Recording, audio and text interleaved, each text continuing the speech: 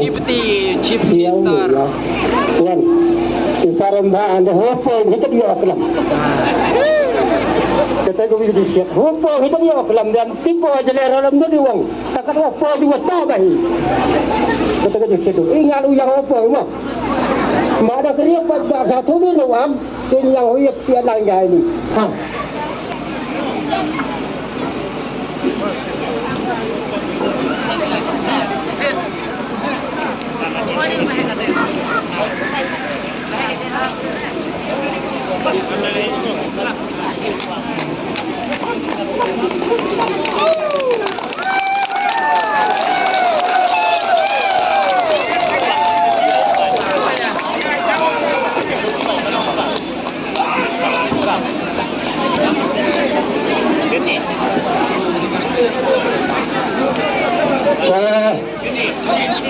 Bejibon yang Deputy Minister yang Irawan itu kena kiwa priang berom yang seharusnya bahalang dah sebab wan cakap.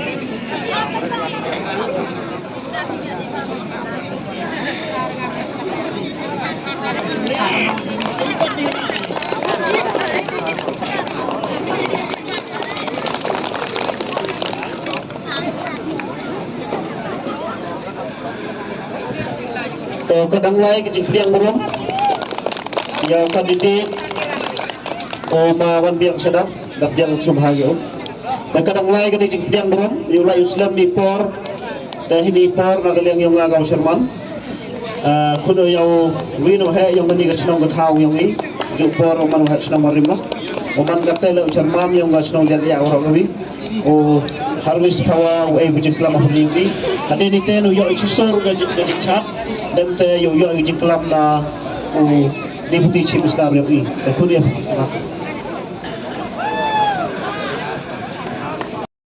Jar buat satu kali satu sorry satu. Teranya ini berada di tepi arba pras. Dengar ada tinggal di arba pras. Jar buat dia satu ni satu. Ma ada juga. Hibru na upagi ni. Kita itu kan disket dulu. Hibru na upagi kan go hibru tak. Dah kau. Hibru upagi kan go pijau pi. Kan ni soba perajan betul ni kau. Ada perasuri. Ada perajan. Kita jumpa. Dah cuba ya. Yang tu mentala orang ini kita.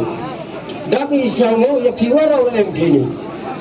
Bat kamtam yang kecil dia, pemayai, kuman kecil kotum, kecil kotum. Ngali tali pasir dah mana tumme, kalau ia dah mana tumme, tamu ni ia dah mana orang mesti.